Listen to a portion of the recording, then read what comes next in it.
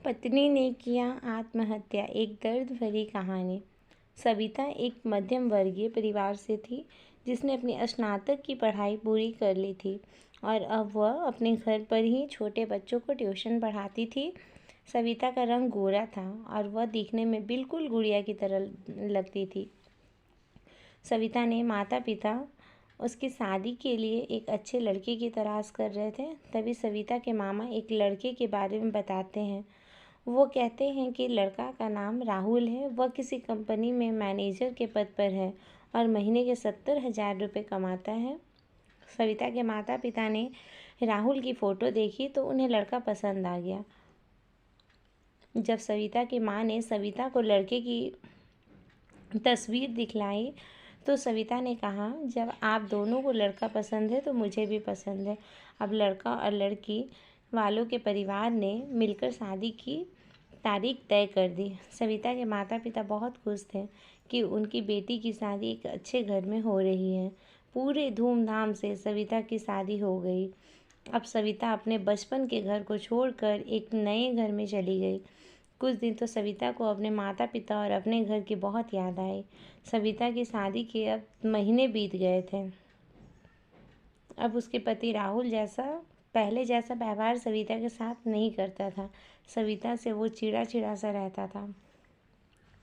राहुल अब न पहले जैसे सविता को प्यार करता था और न ही उसकी बातों को मानता। सविता को समझ नहीं आ रहा था कि वो क्या करे। वो बस रोकर अपने दर्द को कम करने की कोशिश करती।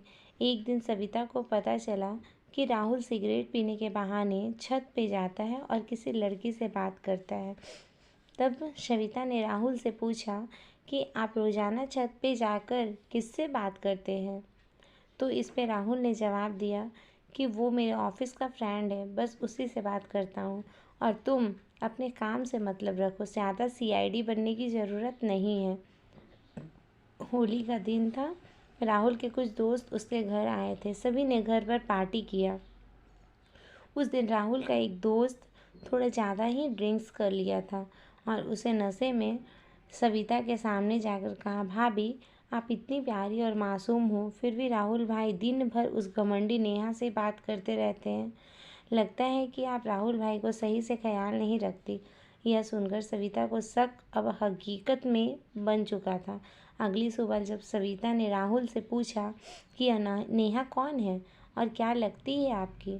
राहुल, मैं तुम्हें क्यों बताऊं?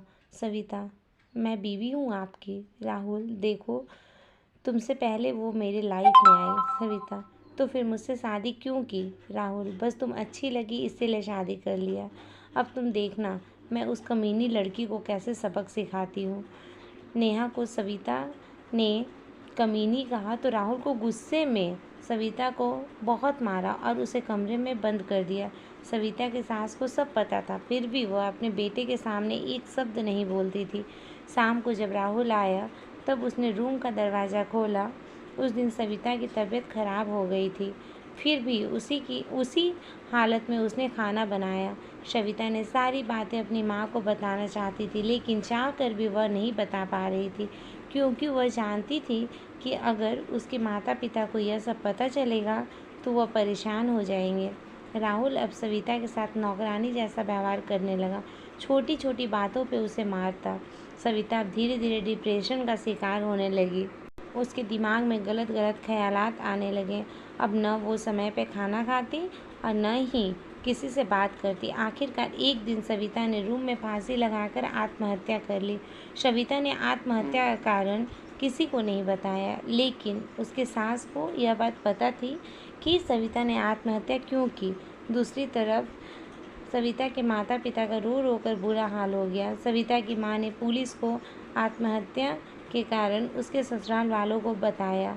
पुलिस राहुल और उसके माता पिता को ले गए, लेकिन पैसों के दम पर कुछ ही दिनों में राहुल और उसके माता पिता जेल से छूट गए। जीवन में अक्सर अच्छा देखने वाला इंसान अच्छा नहीं होता, उसके अंदर कहीं ना कहीं बुराई छुपी होती है और वही बुराई किसी को ज़िंदगी को बर्बाद कर देती है। कुछ ऐसा ही सविता के साथ हुआ। तो दोस्तों, आपको ये सैड स्टोरी इन हिंदी कैसी लगी? आप हमें कमेंट के माध्यम से बता सकते हैं। अगर आपको ये दर्द भरी स्टोरी पसंद आई हो तो अपने दोस्तों के साथ भी शेयर करें और प्लीज़ मेरे चैनल को सब्सक्राइब करें। थैंक यू, धन्यवाद दोस्तों।